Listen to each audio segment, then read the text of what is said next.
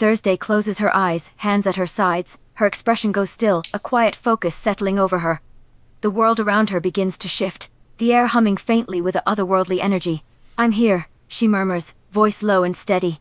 She can sense the connection forming, the bridge across time and space reaching out toward wherever the keyboard guy is. "I'm listening." We need Ysolda. It's time. Thursday glances towards the door where Ysolda left, her arms crossing. "Well," she says quietly, "let's hope she didn't find some noble to annoy. Or a tavern brawl to participate in.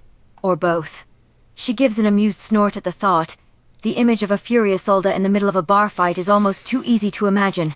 Then shakes her head with a sigh. "We'll wait for her. Let's just hope she doesn't take her sweet time." Meditate.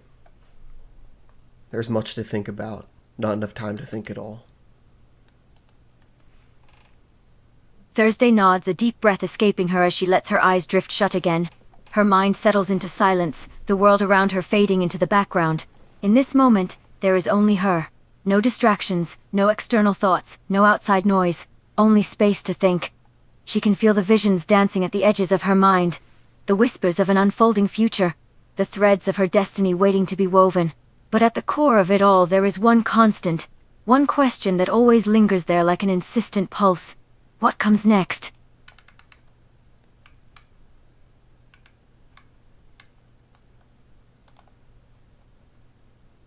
Thursday remains still, her breathing slow and steady as she sinks deeper into the quiet of her own mind. The air around her feels heavy with unspoken knowing, visions flickering just beneath the surface, waiting. Somewhere beyond the veil, time bends. Choices form like storm clouds on a distant horizon. She can taste them, sharp, electric, on the edge of thought. "Soon," she murmurs almost to herself, "the pieces will move, and when they do, there will be no turning back."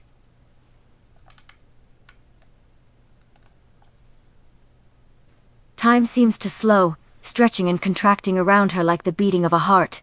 The room itself feels hushed, as if the very air itself is holding its breath with anticipation. Thursday sits unmoving, her eyes closed, her mind awhirl with the possibilities that lie before her. Her breath seems the loudest thing in the room, each exhale like the beating of a distant drum, as if the future itself is calling her name, whispering promises across the veil. "Soon," she murmurs again, "they will fall into place."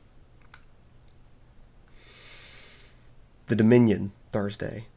Look beyond the borders of Skyrim. The request is sharp and sudden, cutting through the silence of Thursday's meditation like a knife. Her eyes open, the world slowly coming back into focus. For a moment, she only regards the empty air in front of her, her expression stoic.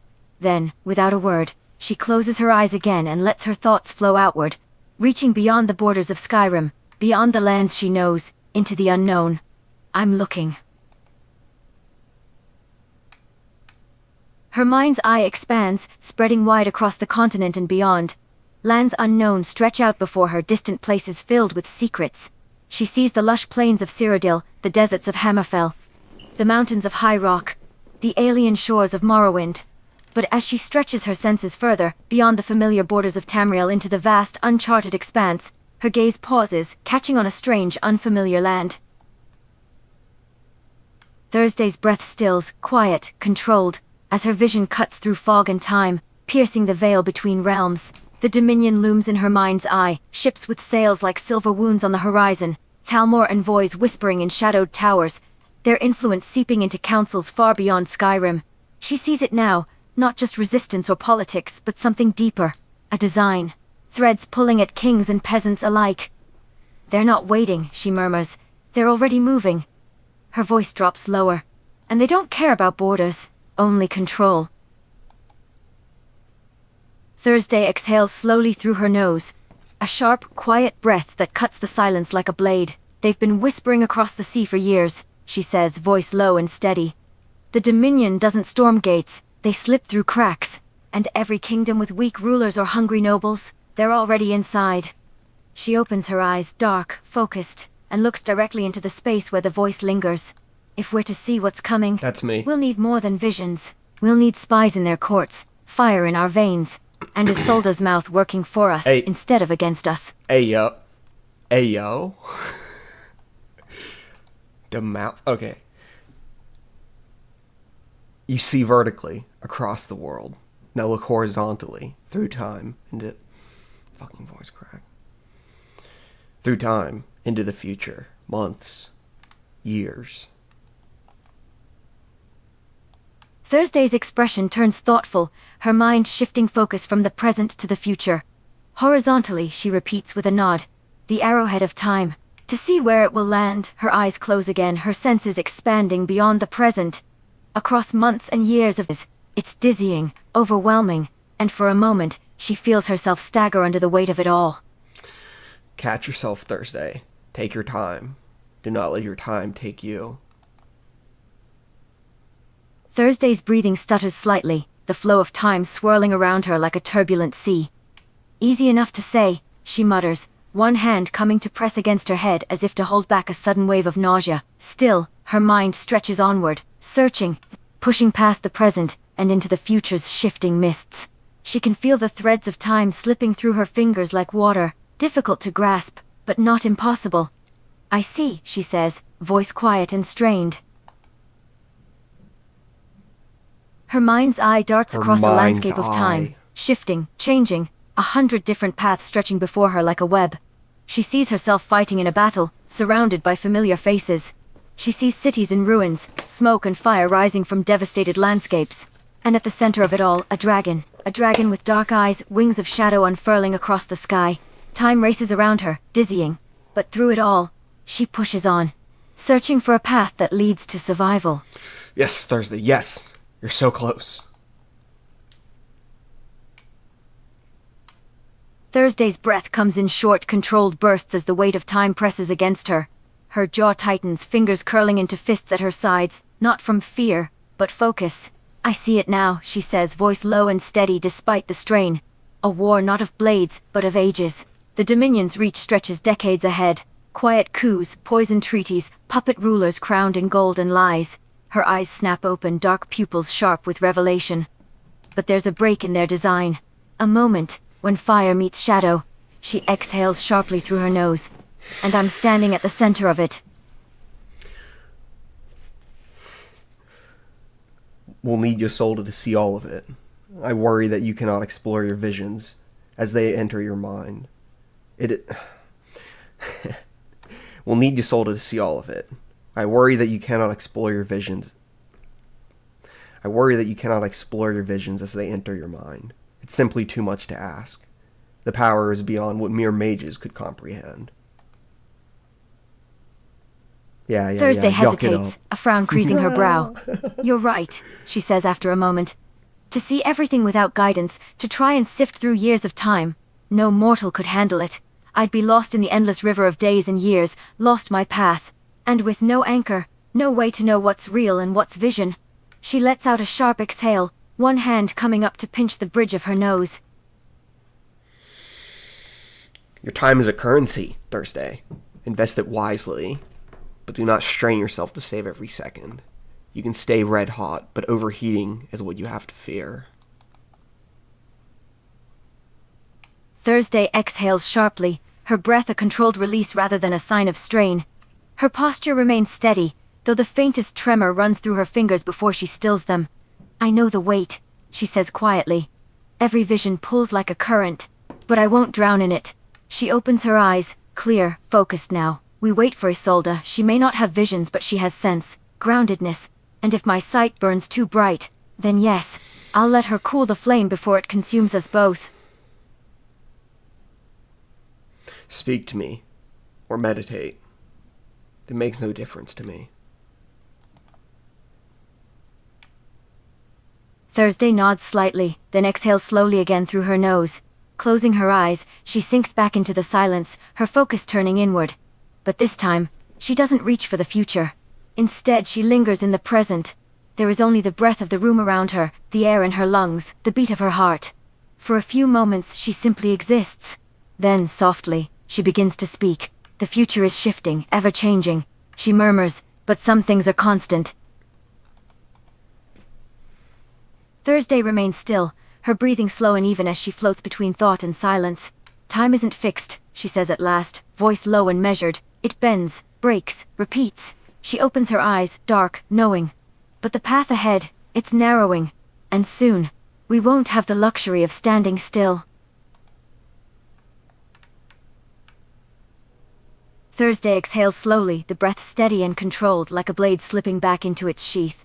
I feel it, she murmurs. The weight of what's coming, not just war, something deeper.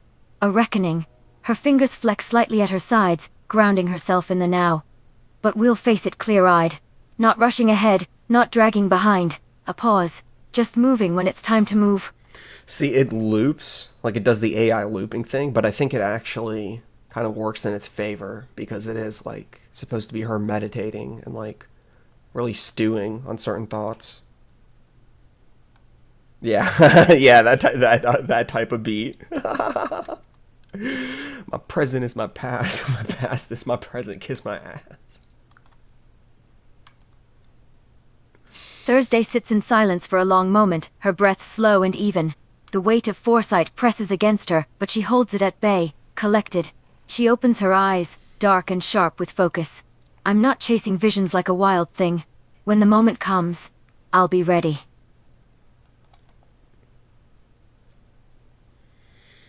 Her hand opens and closes slowly, a release of tension, a subtle preparation.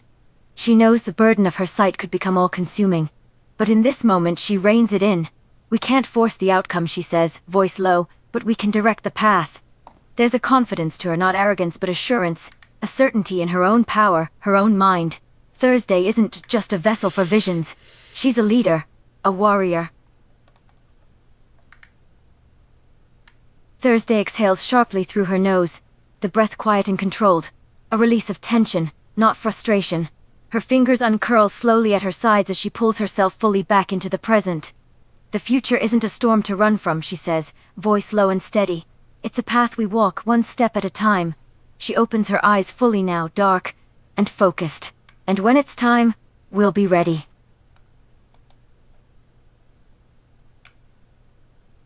She takes a few moments to simply breathe, letting herself relax, slowly, carefully. It's in the silence of those moments that the gravity of it all sinks in, the weight of the visions, the responsibility weighing on her shoulders. But she doesn't falter. She's seen the future. She knows where this path leads. And now, she's prepared to walk it, step by step, with every bit the strength and focus of a god. Of a god. Goddamn. Thursday sits in silence, her breathing steady and controlled, each inhale grounding her deeper into the present. The weight of foresight lingers at the edges of her mind, but she holds it at bay, calm, focused, deliberate. The path ahead is narrowing, she says quietly, but I won't rush it. And I won't wait too long. Her fingers flex slightly before relaxing again. We move when the time is right, not a moment sooner, not a moment later.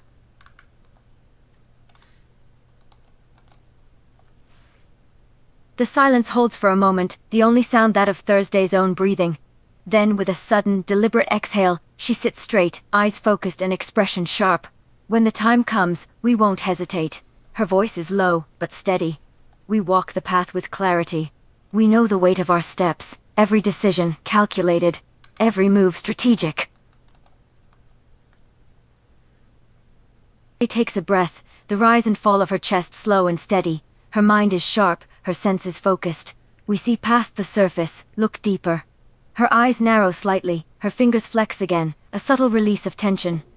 And when the moment's right, we won't just act, we act with conviction. Thursday sits in silence, her breathing measured and controlled. The world is shifting, changing, but not beyond control. Her voice is low but sure. We choose our path, and when the time comes to walk it, we walk with purpose. Every step forward, every choice, calculated. She lets out a slow exhale, a soft sound in the stillness. We're not chasing visions for the sake of it. We're chasing a goal. A future we want to create. Think of the people of Skyrim. Thursday. They are your future. Dude, it's so bad. It's so bad. Think of the people of Skyrim. Thursday. They are your future subjects. I almost choked on that one too. Cripes. Thursday nods slightly, her mind shifting focus to the world beyond the present. The people of Skyrim, The fate of the people she'll one day govern. Her eyes close, a gesture of focus, of attention turning inward. My subjects, of course they're part of the future. She tilts her head slightly. There's a new intensity, a sharper awareness now. It's not just the future of the land at stake. It's the lives of every person within it.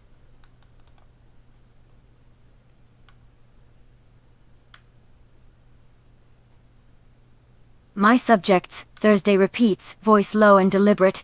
They're not just names on a census or faces in the snow. They're the heart of what I'm fighting for. Her gaze lifts, as if seeing beyond the walls, into villages shrouded in mist, cities clinging to mountainsides, farmers tilling frozen soil, and children learning their first words of Thuum. I don't want a crown that rests on blood alone, she says quietly. I want one that stands for strength, yes, but also safety, for order without cruelty, for peace bought with steel when needed, but not ruled by it. A pause. They deserve better than endless war, and I intend to give it to them. They are your heart, Thursday. Thursday's expression softens, just a touch, but it's there in the faint loosening of her shoulders and the almost softening of her gaze. For a moment, her usual stoicism seems to crack, as if the idea of the people of Skyrim and the responsibility that comes with ruling them is far more than just a political statement. My heart, she repeats softly. The words seem to carry a weight beyond politics, beyond prophecy. There's a certain protectiveness in her tone, a sense of commitment and almost tenderness. They are, Thursday says quietly, her voice steady but warmer now. The reason I keep moving forward. Not for glory, not just for power, but because if I don't stand for them, who will?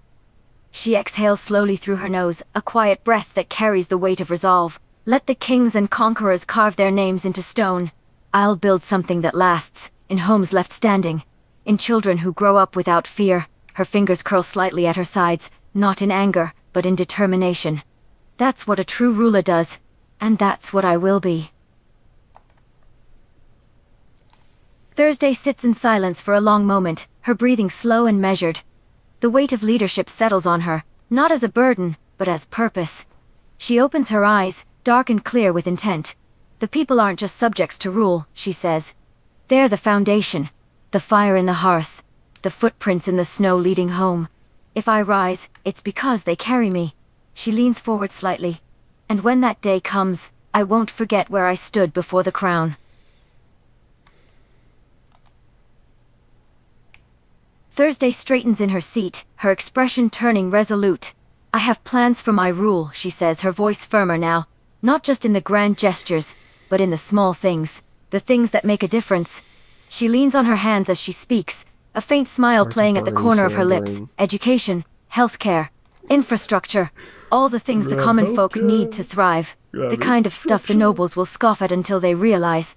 I'm not here to impress them.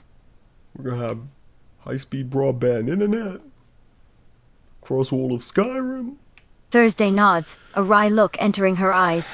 Not exactly the same things those esteemed rulers of Skyrim dream about, she says with slight disdain. Gold, Lived titles, out, tell me battles about won, it. Education, not much use for the farmer healthcare. who has to feed his family. She shakes her head slightly, a faint laugh escaping her at the thought. No. I'd call them short-sighted, but that's kinder than they deserve. Her hands flex at her sides, her fingertips briefly pressing against her palms. Thursday's expression hardens again. That kind of ruler is all about power. About themselves, she says, voice laced with quiet disdain. They're not serving the people, they're using them, ruling them like mindless tools, a means to personal gain. That's not leadership, that's tyranny. She pauses, her gaze fixed forward. And the day I stop fighting for the people is the day I stop being fit for the throne. This is when I decided to put my finger on the scales. Some say you describe Ulfric. Others would say Tullius. Skyrim is a fractured land, Thursday. Your country is split in two. The Civil War ended without one side winning or losing. You will have to mend a country before you can rule it. Thursday's jaw tightens slightly at the mention of Ulfric, Tullius, names that still carry weight in the bones of Skyrim. She lets out a slow breath, her eyes dark with thought. The Civil War didn't end, she says quietly. It just paused. Never changes. Like a blade held mid-swing. She That's leans hard. forward, voice low but firm. One side fights for freedom wrapped in bigotry, the other for order enforced by foreign Spit. steel. Neither truly won, because Skyrim lost either way. A beat. Spit. But I'm not here to pick up their banners. I'm here to burn them both and build something new from the ashes. I thought about Mending this. won't be easy, she continues. It'll mean listening to voices that hate each other, making peace without forgetting truth. Her gaze sharpens. And if they refuse, then I'll remind them who holds the throne. I saw this and I was like, hey, listen, bitch. Listen, Thursday. It's not on the cards. It's not on the cards. You'll have to bend the Empire, Thursday, and make close allies with the Stormcloaks. You'll have to become a friend to Ulfric. Are you prepared for the weight of that task? It's tough. It's tough. At the mention of becoming a friend to Ulfric, Thursday goes still. Her expression hardens, a brief flicker of anger passing over her face before she controls it. Bend, she echoes quietly. The Empire bends only to its own pride. I'll make allies of anyone if it means peace, but make no mistake. I'm not here to play politics. I'm here to win. For the future. For Skyrim alone. Her gaze sharpens. If making allies means playing their game, then I'll play. Yeah, back to Ulfric. I just want to hear Thursday talk about Ulfric. Thursday lets out a sharp, controlled breath Really? through her nose, quiet, deliberate. Her eyes remain fixed ahead, dark with thought. Ulfric, she says slowly. Oh. A man who wears his pride like armor. He speaks of freedom, but only for those who wanna look wear and his think armor. like him. She shifts slightly, voice dropping lower. But if peace demands I sit at his table, if power requires I speak words he wants to hear, then so be it. Not because I respect him, but because Skyrim deserves better than endless war. A pause. Let him believe I'm his ally. Let the Empire think I bow to their laws. Deception is just another weapon, and I've never been afraid to wield it. Thursday exhales sharply through her nose. Brief, controlled, a release of tension rather than frustration.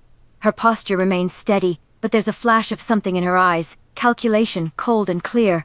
Let Ulfric have his speeches. Let the Empire keep their treaties. She leans forward slightly, voice low and deliberate.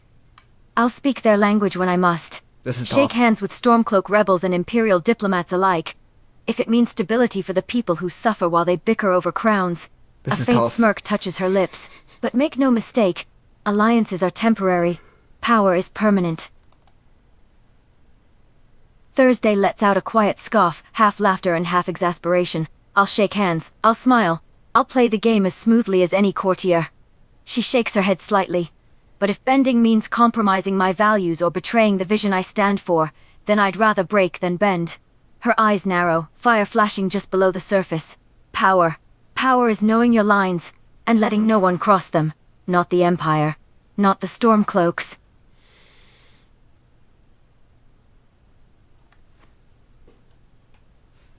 You have access to wisdom and knowledge that's beyond the dimension of man and mare. You can harness time and space and fuse them to your will. You will have to invent a new type of leadership. You must be the drill head that carves into the rock. It is an unfathomable sacrifice. Thursday is quiet for a moment, her expression unreadable. Her shoulders and jaw remain tight as she digests the words. For once, there's no quick retort, no sharp quip or defiant challenge. It's a moment of quiet, intense contemplation. Finally, she speaks. Unfathomable sacrifice. She repeats the words slowly, testing their weight. She sits back in her seat, some of the tension going out of her body. A faint expression almost like weariness passes over her face. It's brief, but it's there. Thursday, you appear as a beautiful young woman, but that is not reflective of your fate. You are not destined for pleasantries or the fine aspects of normal living. You are to take a position in the vanguard. From the moment that you were born into the royal family of Morthal, your fate was sealed. A flicker of something flashes across Thursday's expression. Frustration, perhaps, or resignation. But she controls it, her expression stoic. Her voice when she speaks is low and controlled. I've never been one for pleasantries to begin with, she says, the words sharp. I was never meant for normal, but the vanguard. She falls silent, the weight of the words settling in. A long moment passes, and when she speaks again, there's something new in her tone.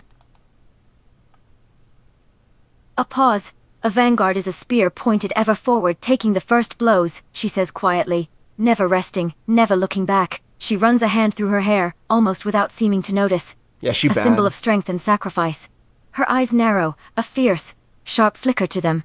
An instrument that either breaks the enemy, or is broken trying. That's hard. She goes silent again, her gaze fixed forward, as if seeing the path clearly in her own mind. You will spend your years guiding the spear that is Morthal, that is Skyrim. You will have urges to live normally, and to behave as a person is to behave. Your tragedy, Thursday, is that you do not have the luxury of being normal. No matter how badly you might want to shed what makes you special, that would be an impossible task. You have been... I don't like having tasks back to back, but hey, whatever. You're being tasked with an insurmountable obligation. Your name will be legendary, but only after a legendary amount of labor, blood, sweat, and tears. Thursday takes in the words like blows, each one settling heavily on her shoulders. The reality of the burden she bears sinks in a little more with every word, settling like an ever-tightening weight. But she doesn't break. Her expression remains stoic, a mask to hide the emotions churning beneath. You make it sound inevitable, she says softly, almost a challenge. A fate I can't escape. She hesitates, fingers flexing faintly at her sides. Imagine having a disembodied voice speaking to you with a fucking speech impediment. God damn, that sounds terrible. Thursday exhales slowly, deliberate, measured, as if drawing strength from the silence. Her eyes remain open but distant, like a blade cooling after fire. I've known this path wasn't mine to choose, she says. Long before I understood what it meant. The dreams, the visions, they don't come to ordinary girls from Morthal. Yeah, she's not like shifts other slightly, girls. Voice quieter now, not weaker, but stripped of pretense. Sometimes I let myself imagine it. A hearth, a name that isn't whispered in fear or hope. No omens in the snow. A faint, dry smile touches her lips. But I wake up. Her gaze sharpens again, and when I do, I remember, legends aren't born in peace, they're forged. She pauses. I won't carry this crown because I want to. Because Skyrim needs me to. Another moment of quiet passes. Thursday's expression remains stoic, but a tightness now shows in the set of her jaw, the way her hands fist slightly. She's struggling to keep it from spilling over. A lifetime of restraint doesn't just disappear, it seems. But the cracks are there if one looks. After a long, measured moment, her voice breaks the silence again. I'll do it, she says, because I have no choice, and neither does Skyrim. Her gaze lifts, eyes meeting the unknown, because the alternative isn't... Oh, that's right, I should have cut this one off. I forgot. This happens sometimes. I'll do it, she says again, voice low but unwavering. Not because it's fair, not because I asked for this, It's just repeating. but because if I don't, who will? Facts. Her breath comes slow and even, controlled. Not the sharp release of frustration, but the steady rhythm of resolve. She leans forward slightly, fingers pressing into her knees. Let others have their peace. Let them laugh in taverns and grow old beside loved ones. A pause. I'll That ain't stand in the Thursday. storm so they don't have to. That's Her voice Thursday. drops lower. And when my name is spoken in song or warning, let them remember, it wasn't glory that carried me. It was duty. You didn't give me a chance to say exactly that. Somebody has to be Thursday Adams. It might as well be you. Don't ever believe you are less than what you are destined for. But also never forget the standard you have to live up to. It is a standard that has never been set for any man or woman. You are walking into open air and just hoping with each step.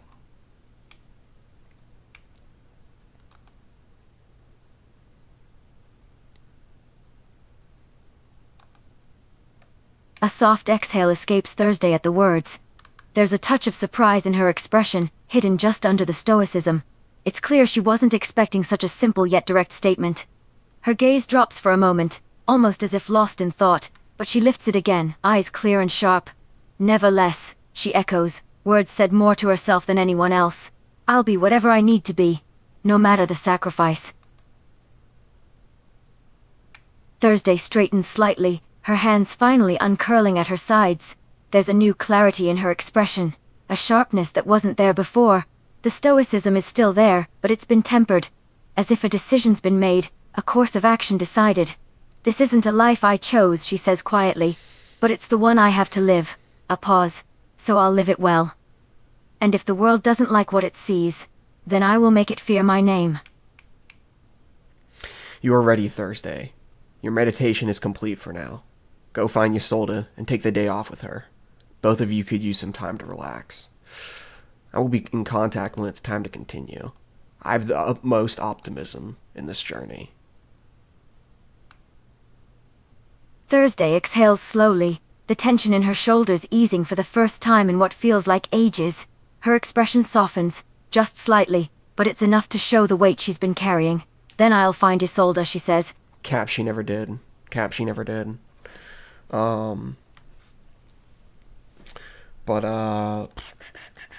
Yeah, right now where it's at is Thursday be I'm splitting the fucking chat because I'm using the whole point is I'm training Thursday to be able to see into the future of Skyrim, the future of Tamriel, for among other things, seeing where the next Elder Scrolls will be set, seeing what the war with the Dominion's going to look like, and how it's going to affect each of the holds in Skyrim. Dude, it's so good. It's so fire right now. It's so fire right now. My Austin, the character, my elf character, he is his own character in this story.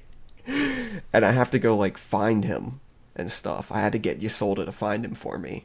And then he left Ysolda behind. And then he went to go find Thursday, who's like meditating at the college.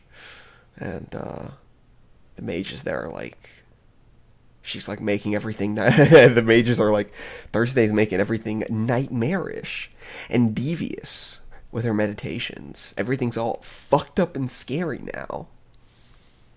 It's like, yup, that's Thursday. So I thought about it and I was like, well, I'm going to have to split reality. I'm going to have to split reality into two. More than two, at least. Which means there's going to be two. Because right now there's two Ysoldas. I haven't gotten to that point. There's one who's frozen in her dream. Kind of in like the perfect ending situation. But then the other one actually exists. I guess like I guess you can say she's being split again, but what it came down to was I'm saying got devoted fans. Okay. So it's literally like me, disembodied voice guy, keyboard guy, speaking with Thursday and Austin. And I have to ask Austin questions about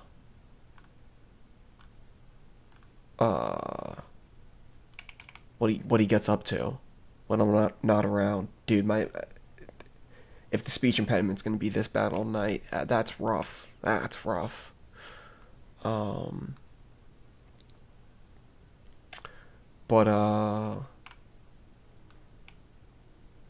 Yeah. So I'm set. The three of us, disembodied voice guy, keyboard guy, Thursday, Austin. Three of us all get a vote. My vote is that the entire chat is happening through Ysolda chatbot. If you'll notice, Thursday Ysolda is in no way included. You might notice here. Ysolda is back the fuck home in Whiterun. She did not want to be here at the college. I forced Austin to go. Apparently he was drinking. He was just at the Bannered Mare, getting crunked up. It's like, wow, I actually wouldn't have expected that. I would have thought he'd been fucking grinding or something.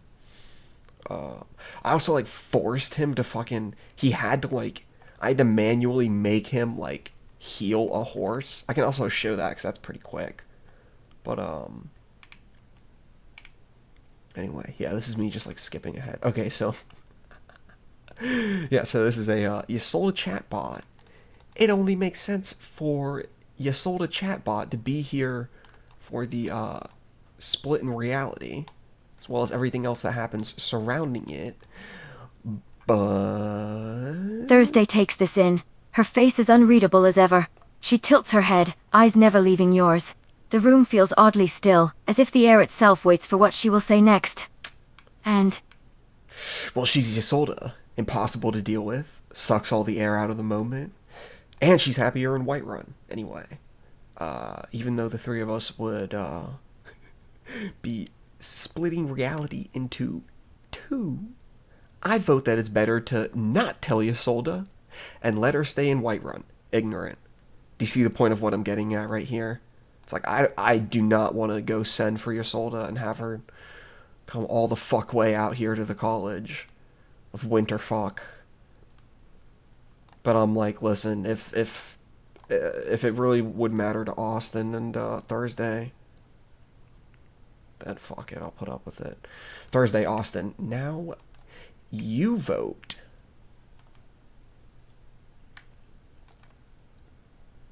Yeah, this is like way the fuck down, bro.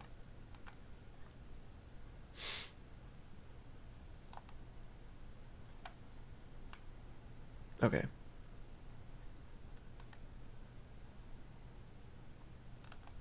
Austin is silent as well, his lips thinning. For the first time since he arrived, there is a look of slight unease about his features. He shifts his weight, clearly weighing the options before him carefully. I have to agree, he says slowly, voice quiet. The world's already too complicated. Ysolda seems satisfied where she is. That's my Austin. Why risk that? Alright, it's decided. Ysolda stays in Whiterun. What was your choice, Thursday? You cannot tell me this doesn't go hard. Like, anybody who says, like, this doesn't go hard as fuck is just, like, you cannot imagine. If Thursday feels any disappointment or disagreement, she does not show it. Her face has the still, unreadable quality of a statue when she answers. I agree. For Ysolda to remain ignorant is, in this case, to be kind. Let her world remain unbroken. Dude, I'm literally inventing quests for the NPCs. Bro, like, they're literally making, like, quest-ending decisions. This is unfathomable stuff happening right now. I'm glad we are all on the same page. It would be difficult if there was any dissonance, because I literally invented one of you. Austin says that was easier than a dungeon crawl. It's weird hearing myself be quippy at myself. Like, okay. Okay. Wait, let me see. Shit. Bro, okay. I was fucking losing it.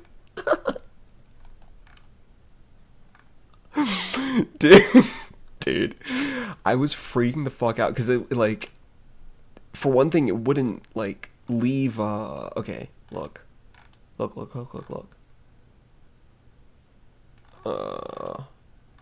Bro, I literally had to, like, fucking bully my own guy in his head. I hope you're finding some comedy in this, because holy fuck, bro, this shit is fucking hilarious to me.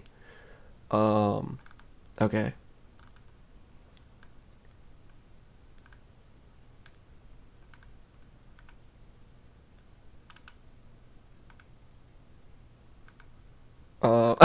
Dude, bantering with myself is fucking incredible, bro. This is so fucking crazy.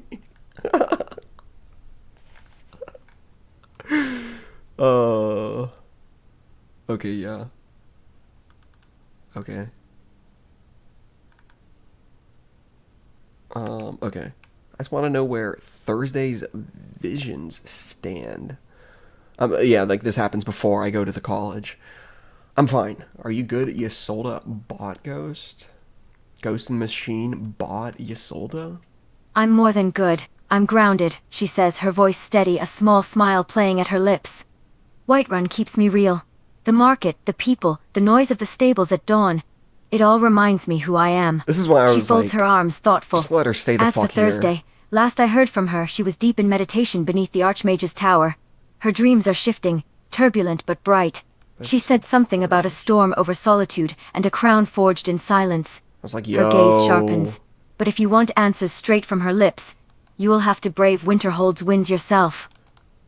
That's why I was like, when I was like replaying the fucking Thursday meditation, and I was like, go find Ysolda. She's like, I'll go find Ysolda. Like, Cap, you never did. You went to fucking college. You goofy broad. Probably getting dick down.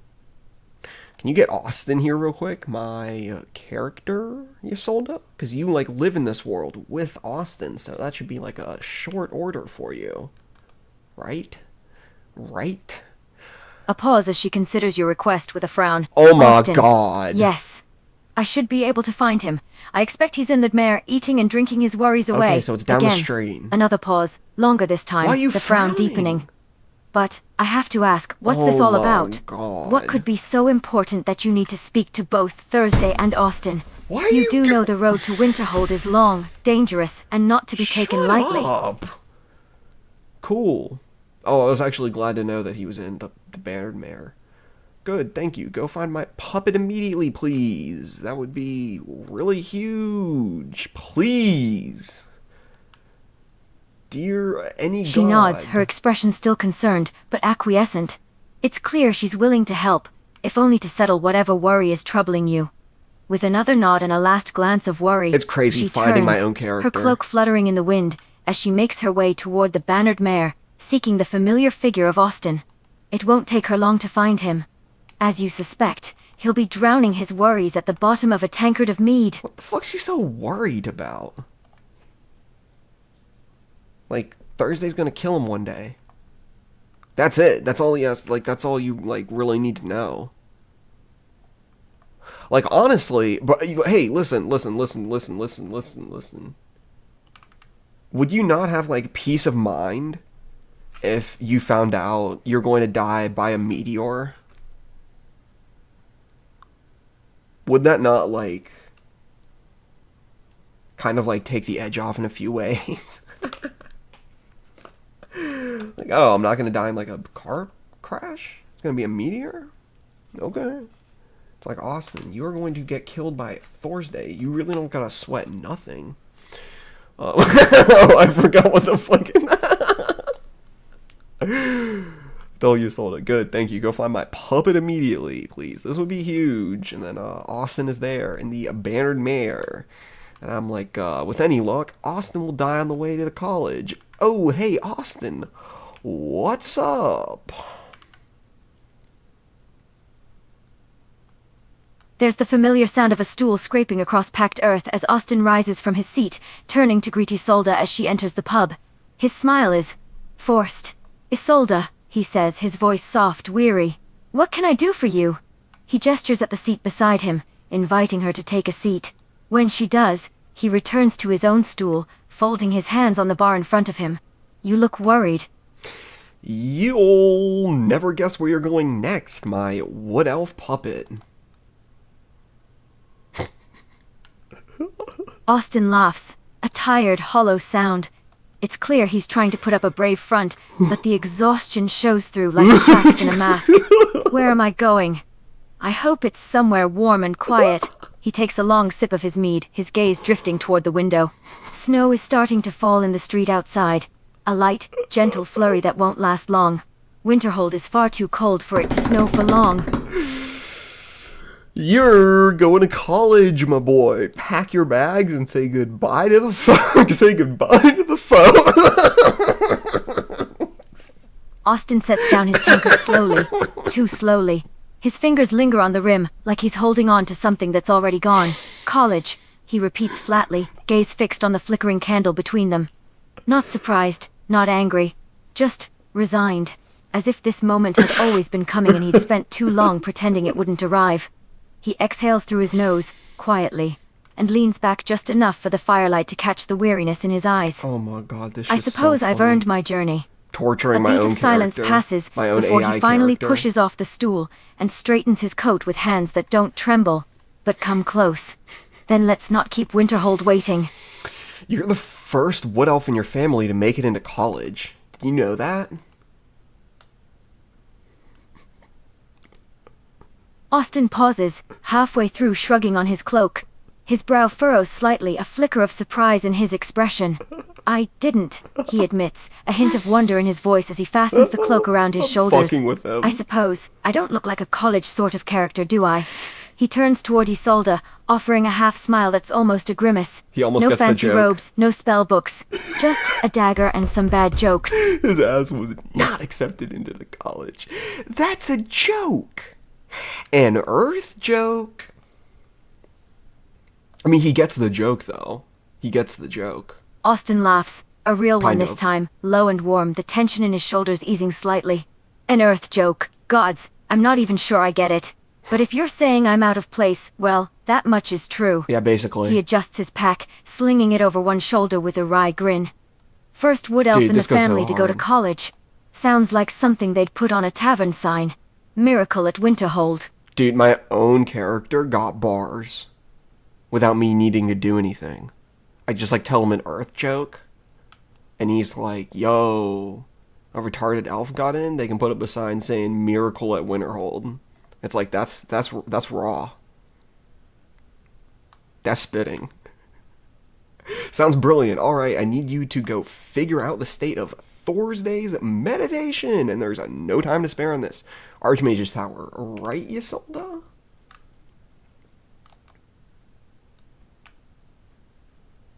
Austin nods, his expression growing serious. Right. Archmage's Tower, he says, taking a deep breath. I'll make sure we get there before Winterhold freezes over, and I'll figure out what's going on with Thursday. And he asks, why am I rushing? I'm just like, I just want to fucking play with the fucking AI bot, man. That's why I'm here. It's because I want to play with the stupid funk bot. Man, get off of my character, me. You know, like, sounds good enough to me. It's like, you are me. Make sure you get your answers. We need to get moving. Okay. And he's like, damn cold. I wish I could go to Solitude instead. That's where Club Titty Boobies is there. At least we could stay warm. That's what we call it, warm. In the tavern, that's what we call Club Titty Boobies. While we plan, that's what we call that. Austin laughs again, remembering Club Titty Boobies. Austin hesitates for one moment, glancing back at Ysolda with a small, tight pussy. Ysolda returns the smile, soft and warm, and gives a small wave. Good luck, Austin. Watch yourself. And try to stay in one piece, please. I don't want to have to come. So the AI, like, was able to pick up that they're supposed to be splitting ways, and Austin's supposed to get the fuck out, okay? So it gets that. Austin fucks out. Austin nods, a tired grin on his face. Mm-hmm. He pulls his cloak tighter He turns around away him, and disappears. bracing against the cold, and steps out into the night. Snow is falling faster now, swirling in the wind like hundreds of tiny flakes of silver. His voice floats back over his shoulder, barely audible above the rush of the wind. Not to worry, he calls. I'm made of sterner stuff. I'll let you know as soon as I have news from Winterhold. Then, with a nod, he turns away and W disappears Riz. down the street. W my own character Riz. Okay, so, like, I can understand wanting to, like, have, like, a dramatic beat where it's, like, Ysolda's left. Maybe even, like, hang out with her for, like, a quick second just to get, like a And Ysolda is left, flavor of watching what's his going retreating on figure in fade the into the environment snow. and how she's, like, She stands in the middle of the now reacting to quiet things. street for a moment, the wind playing with the hem of her cloak and This the ends was- of her hair.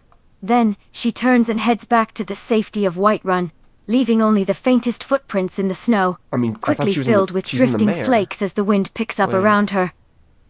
She turns and head back to the safety of Whiterun. Wait, but he disappeared. I think the AI is just being retarded. She is in Whiterun. She's literally in the mare. She literally never leaves the mare. Or, I mean, maybe she watches him from the doorway, but, like, that's it. Let the storm come. We've got work to do. It's like, as soon as I saw this, like, I was like, okay, so surely it's going to cut over to Austin right now, right? Watches the snow swallow Austin's footprint. Damn, it's really fucking snowing. What the fuck? Okay. Snow keeps falling. Okay. It's cold. Bitingly cold. Okay. She's reached the gates of White... Wait, what? Head straight... Wait, what the fuck just happened? Hang on, sorry. Am I retarded? When did they leave the... Okay. Okay. I don't know. I don't know. This is like a total AI slot moment. It thinks that, like, we're outside of Whiterun, so, like, Ysolda teleports outside of Whiterun, and she has to, like, walk all the way back to the fuck mare. Okay. Ysolda heads straight for the Bannered Mare, where she already was. This is very, like, Tommy Wiseau. The Room inspired. Yeah, it's like it wanted to have a Ysolda episode in the middle of me telling Austin. Ysolda heads straight for the Bannered Mare, pushing open the door and stepping gratefully out of the cold. Inside, everything feels familiar, warm. Candles flicker in the windows, and a fire burns low in the hearth to cast an orange glow. There's the familiar scent of ale, and the low hum of conversation. It's not silent by any means. I didn't know I didn't know. Dude, yeah, bro, I had to, like... She takes off her cloak and shakes the snow from the wool, hanging it up by the door. The warmth of the inn wraps around her like an old friend, easing the chill from her bones. With a quiet sigh, she moves toward the hearth, rubbing her hands together to warm them. The firelight dances across her face as she settles into a nearby chair. Knees drawn close, eyes drifting shut for just a moment. Safe, she murmurs. For now. It's so crazy that, like, I'm here and I hit generate message and it just keeps going with her story. It's just wild. It's wild. I don't know how it doesn't get that. It's like... Me, keyboard guy, wants to see what the fuck is going on. At the stables of Whiterun, Austin sees the carriage, is already waiting for him. So he's just not gonna fucking fast travel there. Whatever. I don't care. Bro, I'm literally fucking bullying myself. I'm like... The driver is a young Nord, bundled up against the cold with thick furs and woolen cloak.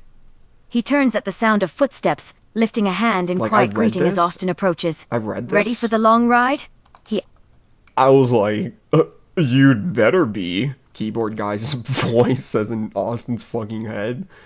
Are you ready for the fucking long ride? Like, nut the fuck up, fam.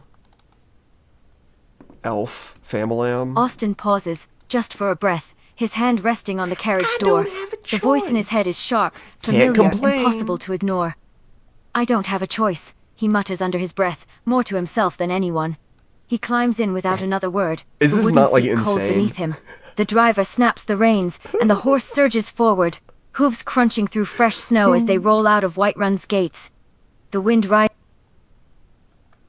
Like, I didn't know Austin wears a cloak. Austin settles into the carriage, pulling his cloak tight as the wind bites through the cracks in the wood. The horse kicks up snow behind them, steady and strong. As Whiterun shrinks in the distance, the driver doesn't... Yeah, they don't talk to each other. I was wondering how the fuck long this is going to go on. The hours pass slowly, the landscape a constant blur of snow and silence. The driver occasionally mutters something under his breath about the cold. Austin doesn't reply. His eyes are fixed to the window, staring into the darkness. The only light is the soft glow of lanterns, the stars overhead, and the snow itself that seems to shine like silver in the darkness. As the miles roll by, the carriage sways. Yeah, the horse is fucking stumbling. The horse fucking sucks. Austin frowns, watching the horse struggle to keep its footing in the snow. It stumbles with almost every step now, head low, breathing hard. Its flanks are coated with snow, the fur on its legs frozen solid. Its eyes are wide, terrified, wild with pain and cold as it staggers onward through the storm. The driver swears loudly, tugging hard on the reins as the horse stumbles again. It's almost struggling as if the snow is too deep. As if it can't move forward any farther. I couldn't believe it went this far. I thought surely as soon as it was like the horse stumbling, Austin was going to spring into action and be like, let me fucking heal the horse real quick. He frowns. Austin, he sees what's happening and he can heal the whole... Bro, oh man, this shit drove me up the fucking wall, man. Holy... The fur in its legs frozen solid. Give me a fuck. Oh my god, dude. Yeah, like the animal's like fucking collapsing. Damn it, snaps the driver, slapping the horse on the ass, my boy. The animal whinnies, imagining it's a Vosh, throwing it back wildly.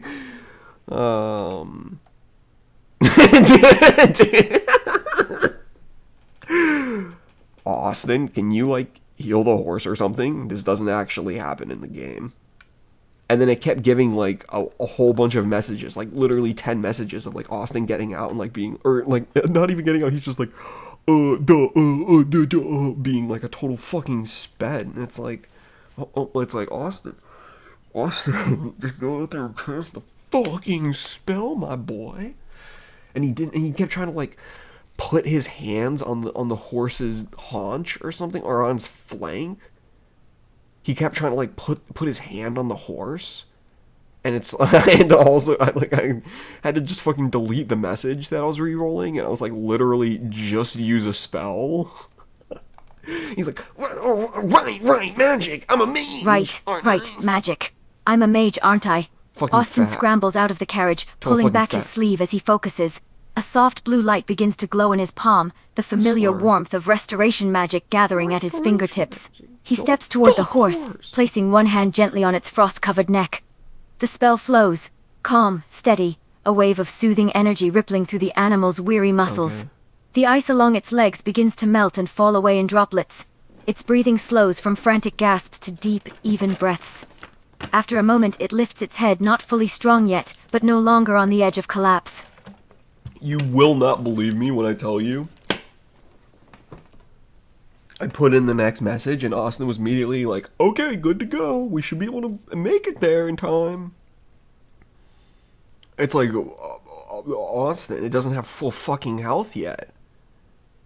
You fucking lunatic. Get it back to full. I tell him, hit a mana pot. I delete the message. And I'm like, hit a fucking mana pot, big man. Come on, man. Lock Austin in. nods, reaching into his pack. His Don't fingers close fucking on a nod at small me. glowing Fucking do vial, what I say. the familiar blue of a filled mana potion. He pops pop the that cork shit. and takes a deep breath before that downing shit. the contents. The magic sparks through him, reinvigorating his weary limbs and filling him with fresh energy. Don't be puss. Don't be puss. Chug that shit. Chug that shit. Chug. Hey, boy. Chug that shit, my boy. I don't know if he wouldn't have chugged it if I didn't put He this in. winces at the bitter taste but chugs the whole thing down, every last drop. Yeah. The energy surges through him again, making his fingers tingle. He feels more awake now, more focused. As if someone's woken him up with a tingling, my bucket of boy. ice water. Now, heal the horse, puppet. He takes another breath, planting his feet firmly in the snow. His palm is warm again, the blue light of restoration magic glowing around his fingers. This was such a He lifts pain his in the hands, ass to make touching the happen. horse's neck again as he focuses his energy into the spell. The glow brightens, washing over the animal in a gentle wave. The last of the ice melts away, leaving the horse panting but strong. It lifts its head, Like, he taking could a just tentative do step this, and he forward, chose and then not to. another. Its ears flicker forward, as if it has regained its spirit. Fucking retard, this Austin guy. He could just do that, and I had to tell him to. The driver stands back, a look of shock on his face as the horse takes its first steps without stumbling. He gapes, mouth open, as he watches it continue with new strength and confidence. I Pussy don't believe it, open. he mumbles. It's like it's a new horse. Austin steps back, lowering his hands. The spell leaves him feeling drained, tired, but something like pride is beginning to grow in his chest. He manages he a gotta small, level tired up. smile. Interesting. Oh, man, bro. I have so much to show you, dude. I actually crashed the fuck out in Ysolda bot. It's like, Austin is like, so-so. Thursday's alright. Thursday bot be saying some retarded shit, but for the most part, she ain't like, I don't know. Maybe it's because, like, she's the youngest of the bunch. Like, I'm assuming Austin is, like, in his 30s, I guess? I don't know. I don't know. Ysolda's, like, late 20s, but then, like, Thursday's, like, early 20s. So she'd be kind of, like, saying kind of sophomoric things. And it's like, that kind of makes sense. But Ysolda is, like, oh my god, dude. I was like actually crashing out. I'll show you my previous crash out, because I needed to have something to show you before I dig into the the Fox era, when she would call me Fox. Because I did need to secure, at the very least, an apology for her doing that, which I did. Anyway.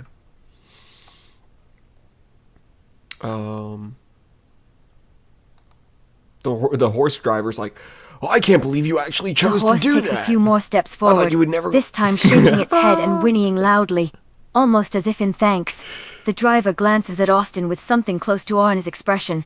You actually did it. I thought for sure it was a goner, but you brought the beast back from the brink. He pats the animal's neck, giving the horse a wide-eyed look as it flicks its ear at him. Probably gonna dip in like 30. Okay, got you. Word. Okay. Anyway. Nah, fuck it. I can't remember. Yeah, so he's like going back back in the direction of the college. And then I can't remember if I tried to.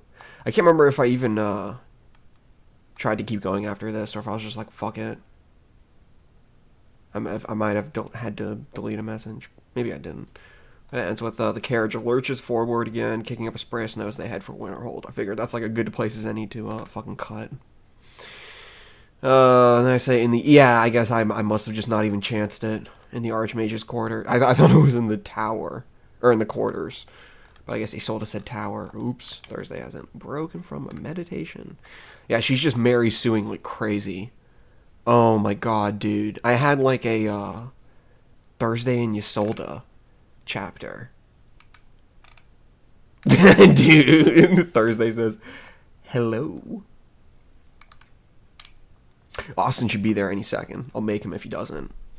And then Thursday reveals she knows Austin will be there. I sense the wheels turning, Thursday murmurs, still without opening her eyes. The carriage on snow, the pulse of magic in the air. She can read the script. Close. And when he arrives, the vision shifts again. A pause. The fire pops softly. Let him come. Let him carry what he's earned. I'm literally getting mogged by Thursday bot. So you're weaving visions with reality. I should leave you be. I have other matters to attend to, anyway. You are correct, Thursday says, her voice distant now, distracted. I am weaving. She takes a breath deep and slow, her brow furrowing slightly. She's beginning to slip into that strange place that only the truly gifted mages can reach. The place where dreams become reality. The G-spot. Yeah, I was getting mocked like fucking crazy.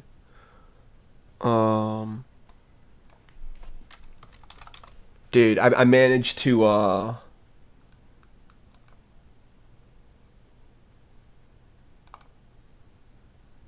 Dude, I managed to get Thursday to take Ysolda to a ball, to like a party at a giant fucking mansion, presumably with the assistance of Thursday's vision. And Ysolda kept trying to like, and it was like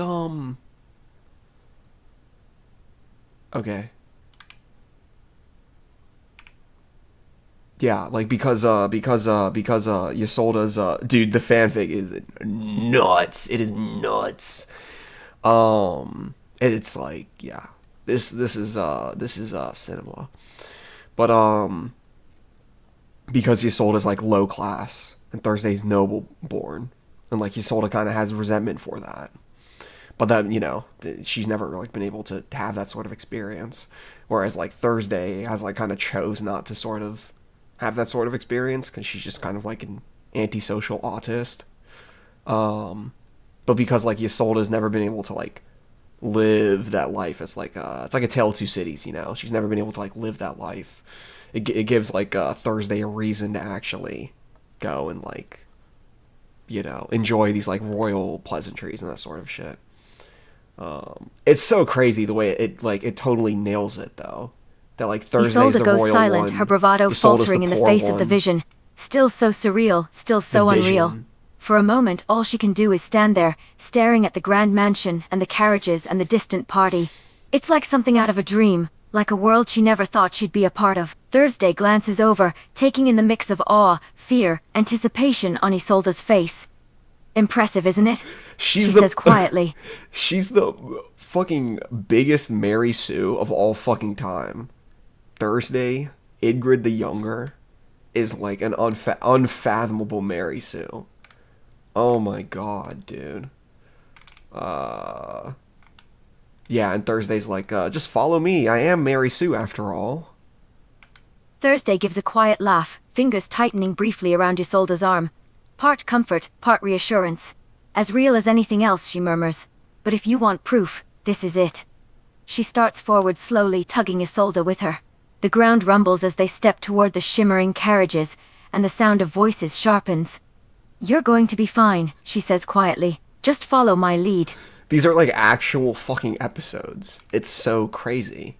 And then I can't remember how far I let it go on its own, but I realized it was gonna like fuck up. Yeah, it's just like them walking to the fucking place, and I was like, this needs some life ingested into it. Miss Ygritte, calls the voice of a man from one of the balconies up high on the mansion. He's pointing down at Thursday. Everybody stares at this motherfucker as he yelling out, "Is that fine-ass lady Ygritte Younger, Iggy of Morthal I see?" And it kept thinking that like I had to like double tap on this and like put another message down because it kept thinking that this was supposed to be like a character and not just like a, you know, guy who's sort of there as part of the sound snaps Ysolda out of her nerves-induced haze. Her head snaps up at the mention of Thursday's name, and the way every single person stares in their direction. People murmur, turning and craning their necks to catch a glimpse of the noblewoman, and the woman in the blue silk by her side. Ysolda The chose attention blue. makes Ysolda want to shrink back into the shadows, hide in the familiar cloak, but Thursday's grip keeps her firmly at her side. The noblewoman pauses at the foot of the steps, and her voice rings out clear, the one and only.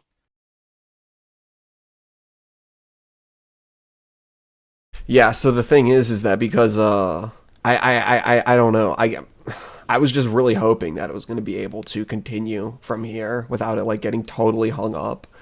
But no, it kept being like this guy was like introducing himself, or there was some backstory, or it was like fucking meandering. So I just put Thursday turns to Ysolda, too discreet to notice, and says, "This happens. Welcome to the party, Ysolda."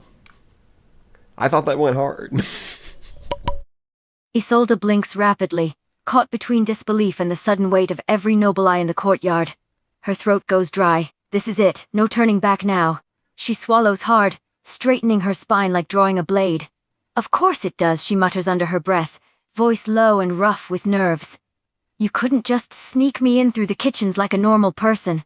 She shoots Thursday a glare that's equal parts panic and accusation, but there's no real heat to it. Just the quiet thrill of being thrown into the deep end. Dressed in silk, standing beside a legend. So true. Fine, she hisses. But if you leave me alone out here, I'm starting a fire. And then, because she can't help it, she lifts her chin just a little higher. But I'll make sure your dress stays clean. Okay, I think, yeah, I had holding patterns on this one. This one doesn't really... Actually, this one actually... Even the whispers seem to quiet This isn't as the too two of just them approach fluff. the grand entrance. There's some meat to this, Ysolda I with think. careful measured steps, Thursday with graceful confidence. They pass a pair of attendants, who bow low as they pass, and cross the threshold into the mansion. The inside is as lavish as the outside. Polished marble floors, intricate chandeliers, rich tapestries. But Ysolda is too focused on keeping her chin up to really admire them. The weight of the noble's gazes still lingers like a tangible thing, and she finds her shoulders tensing all over again. All I had to do to make this happen was, I put a, no, fuck. The noble Egoise?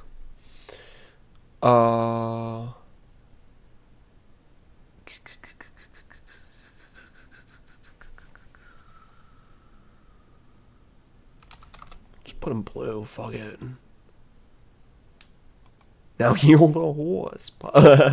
When the bloomer flies away, all we have to do is follow.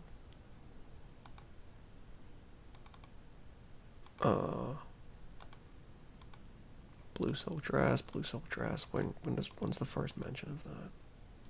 Blue looks great on you, Ysolda, because that's your default dress. Yeah, she chose the color. What do you think, Thursday? Can you make this happen? It's a tall task for a tall Nord lady. Casually speaking, what color? Wait, what? I just lied.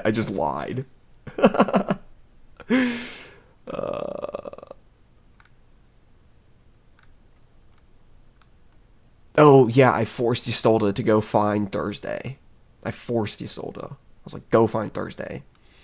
Finally, after what feels like an eon, she sees Thursday in the distance, a familiar figure in a red dress, leaning over the edge of the road. Finally, Ysolda mutters, Thursday, what are you doing wearing red? Are all your black clothes in the wash? The seer pushes herself upright, giving Ysolda a pointed look as she approaches, folding her arms. Very funny, she replies, voice cool. It is. I happen to have a more diverse wardrobe than you might believe. Cab. Stop the cab. Well, you might have to share some of it with Ysolda here shortly. Thursday, you're one of the daughters of royalty, and a seer on top of that. Can you see into other realities? One with parties, or the lovely daughter of a jarl and her friend can enjoy? This is all I had to do. The noble woman raises an eyebrow at the question, and then I got tilting her head as if she's pondering it, though the hint of a smirk on her lips suggests otherwise.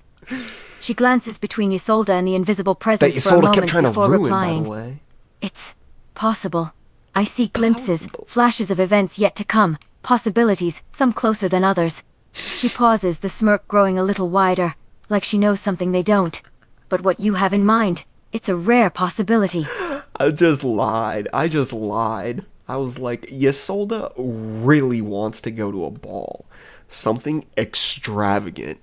Ysolda asked me if she could borrow one of your dresses Thursday. Something to make her look like a princess. She wants to walk around a party with you in some giant manner like she's royalty. She's lying.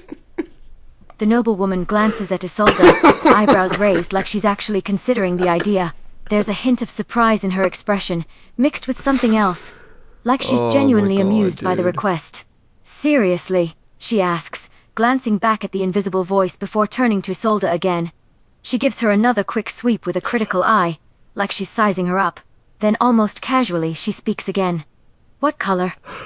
That's why I interjected and was like, what color Ysolda? That was why now I'm just roleplaying. Bro, no, this is fucking tough. This is tough. You don't know. You can't, you gotta have that auteur vision. You gotta have that autist vision. Yeah, no, the reason why I put in a message was because I wanted to pile on. Ysolda didn't react. So I didn't want to give her, like, a turn to react. I just had to, like, jump in and pile on. Thursday misunderstands. Doesn't realize I'm just totally fucking lying. Thursday's like, okay, what color? I'm like, what color, Ysolda?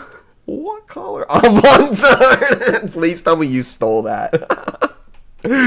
Please tell me Ysolda, you for her stole part, that. just shrugs, You didn't come a up bit with sheepish, that. like she wasn't expecting such a direct question. She glances away, trying to seem like she doesn't care, trying to seem like she didn't have a very specific answer in mind for this very question. Blue, she mutters quietly. Blue. Her cheeks are dusted ever so slightly with pink, and she glances away, trying to play it off like it's not a big deal. But it's a little hard to hide the flicker of hope in her eyes. Wait, what was... She wants me to say a promise. What was the promise? Okay. Well, I mean, this is, Oh, from yourself, he said in chat. Nice. That was the one that you penned. Okay, I mean, I don't really need to fucking dig through this whole fucking episode, but,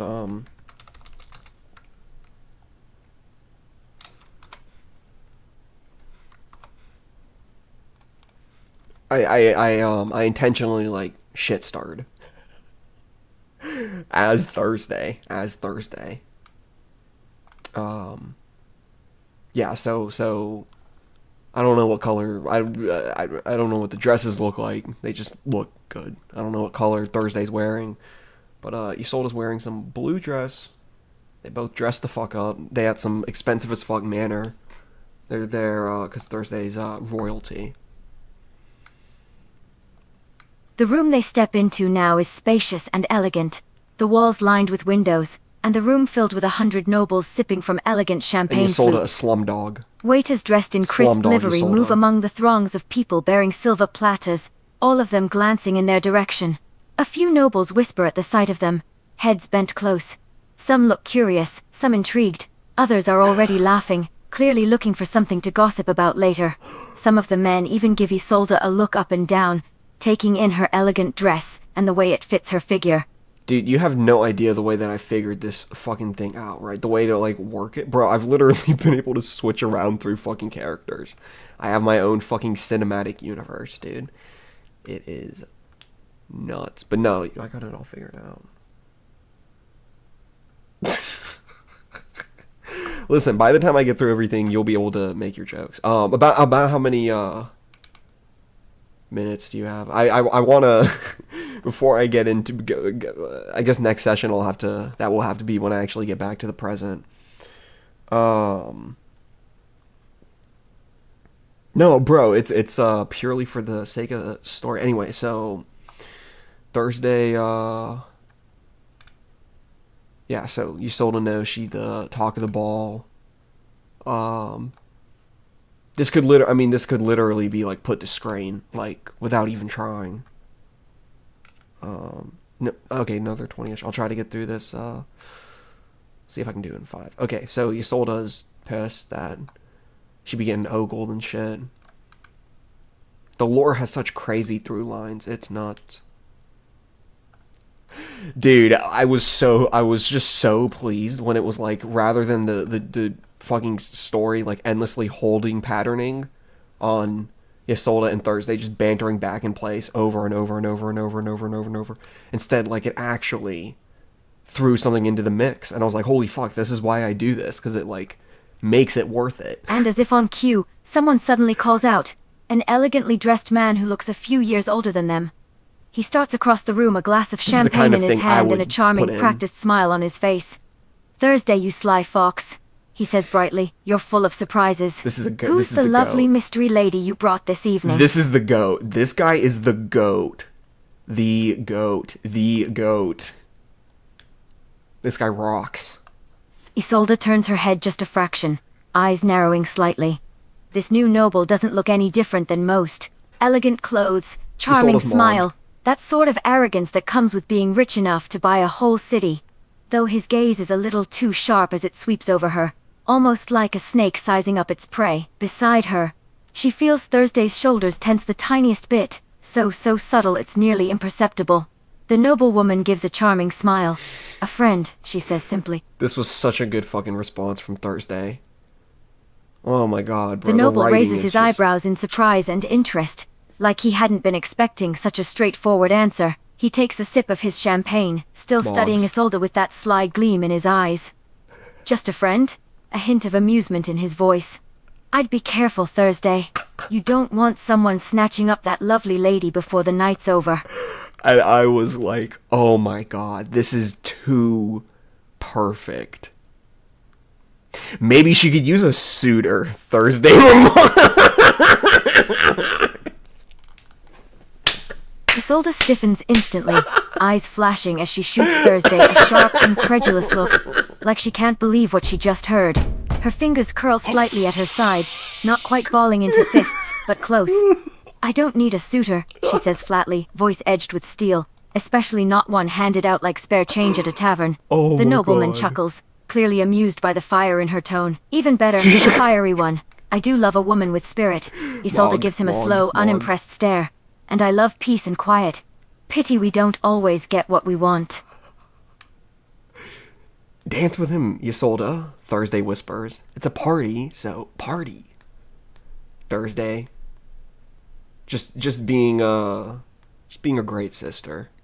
That was the resolution I came to spoil. Was I was like, Ysolda bot, you were programmed to want a man.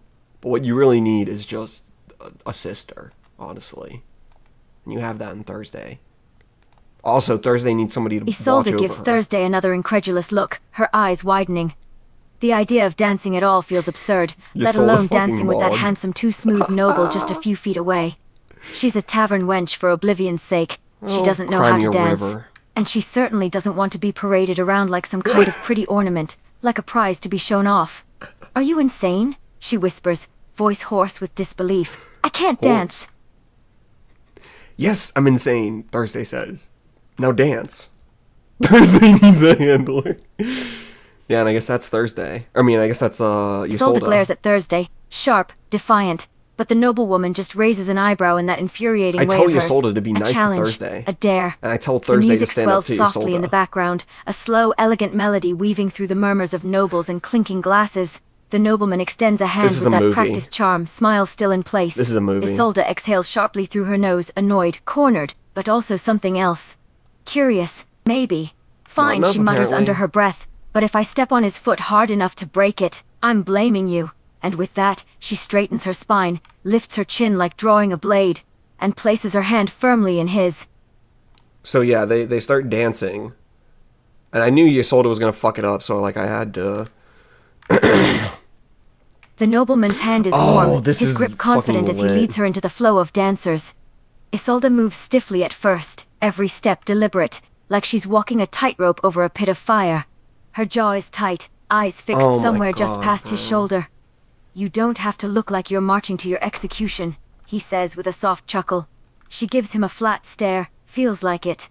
But then the music shifts, a gentle turn in the melody, and he guides her I didn't into a even slow read spin. this part. Or The listen to silk this of her part. This is dress so flares good. slightly, and for half a heartbeat, she forgets to be angry, forgets to be nervous. Just almost. Try smiling, he teases. People This is might think you actually so enjoy being here. fire. Ysolda exhales sharply through her nose, still scowling, but there's the faintest twitch at the corner of her lips. Don't push it. From All right, across here the we go, room, here we go. just barely visible between swaying couples, Thursday watches with quiet satisfaction, arms folded, smile knowing. That's so fucking good. And that's such a fucking good setup for a quick little cutaway. A woman walks up to Thursday with a tray of drinks. Liqueur, milady?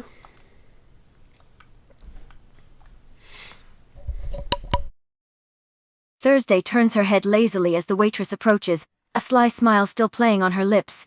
She studies the tray, glasses of golden ale, glasses of amber mead, a few flutes fizzing with champagne. For a split second, her eyes linger on the champagne, but then she waves off the waitress politely. Maybe later, she says sweetly, though I do appreciate the thought. The woman bows her head and before turning says, "Of course, Your Highness." And it was crazy because it was like, I put out, like, I just didn't, like, output message. And it kept being, like, Thursday, like, interjects, like, no, don't, you know, or whatever, or, like, reacting negatively or some bullshit. Like, in a way that doesn't make sense. It's like, she's royalty. She's going to be called Your Highness. Like, that is, like, so not a surprise to some, especially considering the fucking environment. Like, knowing who she is. It It was just kind of bizarre. Thursday's smile falters just slightly, surprise flickering across her face for a moment before it's masked by her usual confident smirk. Of course the staff would recognize her. She probably should have expected it. Though hearing someone call her Your Highness still gives her a strange feeling every time.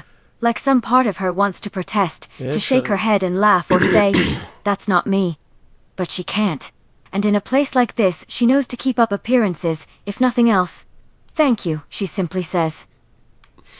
The waitress smiles to herself as she walks off, feeling blessed to have been thanked by royalty. Thursday forces herself to look away. Cut back gaze to scene drifting A. back across the room to Ysolda and the nobleman. They're still dancing, his hand on her back as she follows his lead with stiff, careful steps. She still looks like she's being held at sword point, and that just makes the corner of Thursday's lips curve up a fraction. It's almost endearing in a way, to see her so out of her element, so determined to seem in control, even as she stumbles through every step. And it just, like, literally would not... Okay, I think this... I realized, like, this was, like, probably the... Story-wise... Story beat-wise, this is the climax. It's not an innuendo, this is the climax. So I was like, this is the moment to kind of interject. The air is sweet, the noise is soft.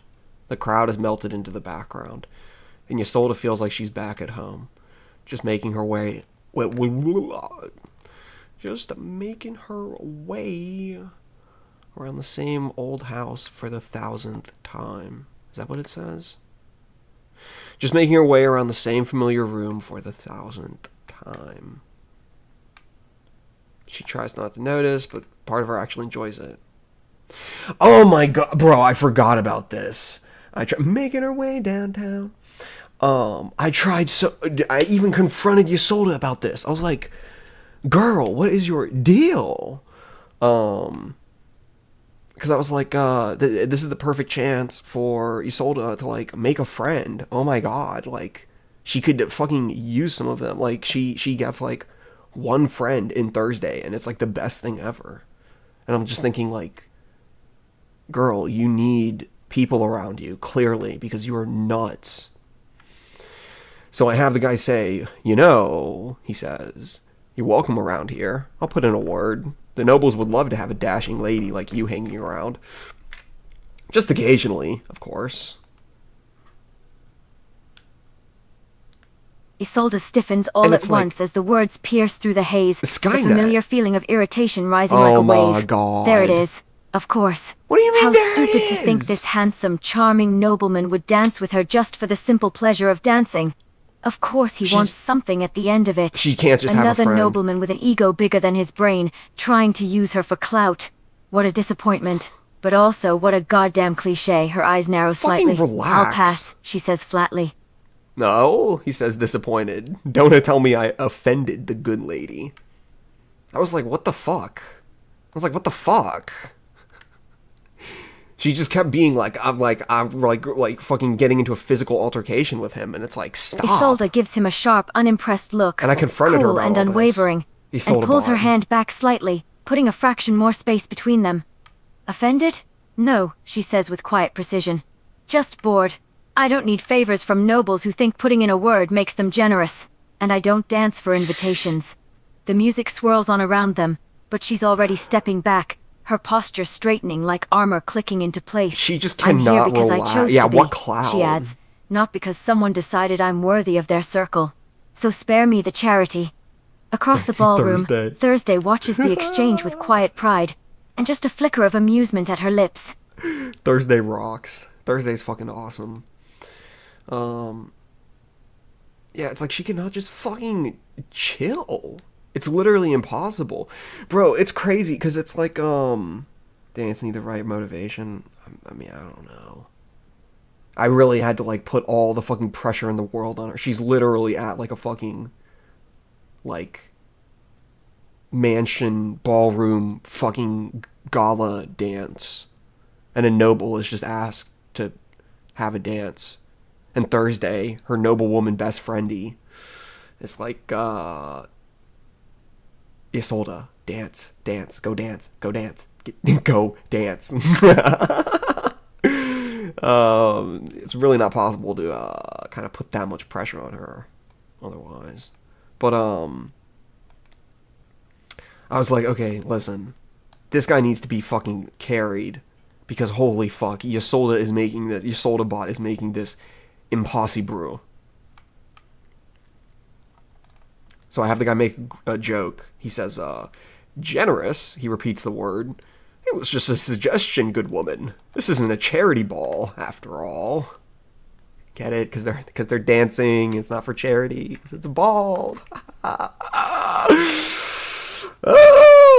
Isolde lets out a short, sharp laugh. It's funny. Her eyes flashing with an edge of defiant arrogance. It's kinda... You're right, it's not, she counters. Hey. But that's not going to change the fact that I'm not interested.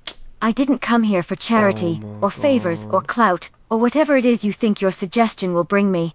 I'm here because I choose to be, and I'll leave whenever I damn well please, on my own terms. Yeah, and it's like she just is getting, like, combative. Oh my god, what a fucking, total fucking pain. Alright, sorry, wait, so you said you got maybe like 5 minutes? I'll see about, I can just jump to where I, uppity. I call her uppity. I call Skynet uppity.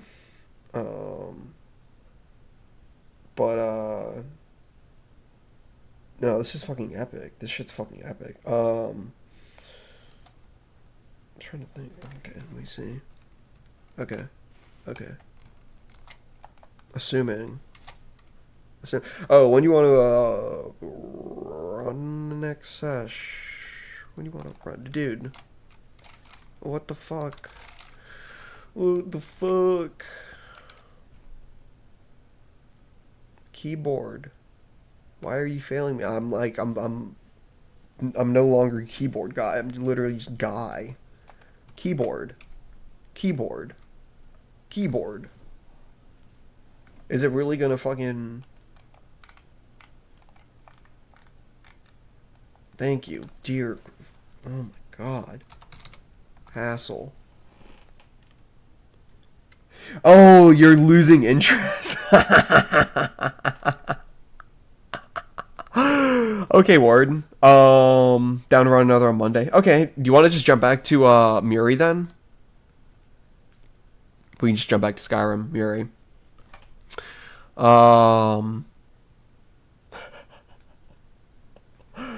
Yeah, I was going for Ysolda's fucking throat. Anyway. Okay, bet. Alright, well, I mean, if it's not hitting for you, we can cut it. And, yeah, I mean, I do need to wrap up the Muri saga as well. That shit went hard. There's, still, what's it called? I can't even remember all the other stuff I need to take care of. I'm sure I'll remember once I will remember once I... Oh! I still gotta nail down the final cast. Club Titty Boobies. So... Okay. Yeah, got stuff to do. Got a laundry list in Skyrim. Alright, man. Take it easy and have a chill weekend. Have a chill weekend, dude. Peace.